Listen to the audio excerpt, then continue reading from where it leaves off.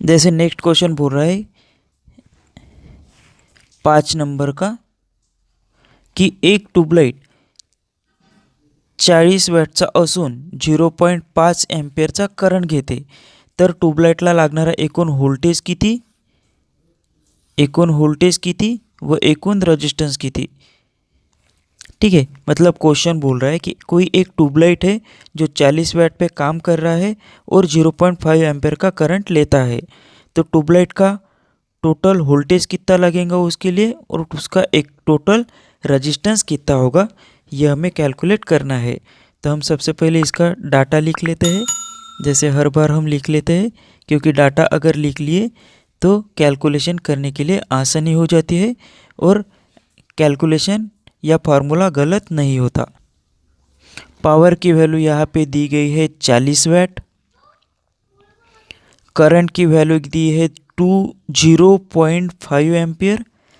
तो इससे हमें वोल्टेज का वैल्यू निकालना है और रेजिस्टेंस की वैल्यू निकालना है कि कितना आएगा। तो इसको हम कैलकुलेट करते हैं। जैसे कैलकुलेट करेंगे तो V के लिए फार्मूला क्या हो जाएगा, जब हमारे पास पावर और करंट दिया गया है तो P डिवाइडेड बाय I। तो इसको अगर हम सॉल्व करेंगे तो ये आ जाएगा 40 वैट डिवाइडेड बाय 0.5 एम्पियर। इसको हम अगर सॉल्व कर ले तो ये आ जाएगा 80 वोल्ट। तो वोल्टेज की वैल्यू कितनी आ गई, 80 वोल्ट।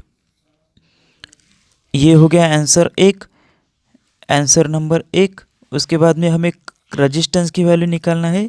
तो रेजिस्टेंस के लिए जो है वो फार्मूला हो जाएगा, जब वोल्टेज और करंट दिया गया है, पावर और करंट दिया गया है, तो P divided by I square. तो पावर की वैल्यू है 40 और करंट की वैल्यू है 0.5 इंटू 0.5। अगर हम इसको कैलकुलेट करते हैं तो ये आ जाएगा 160 ओहम। तो यहाँ पे वोल्टेज की वैल्यू जो है वो आ गई थी 80 वोल्ट और रेजिस्टेंस की वैल्यू आ गई 160 ओहम। तो ये हमारा फाइनल आंसर हो गया।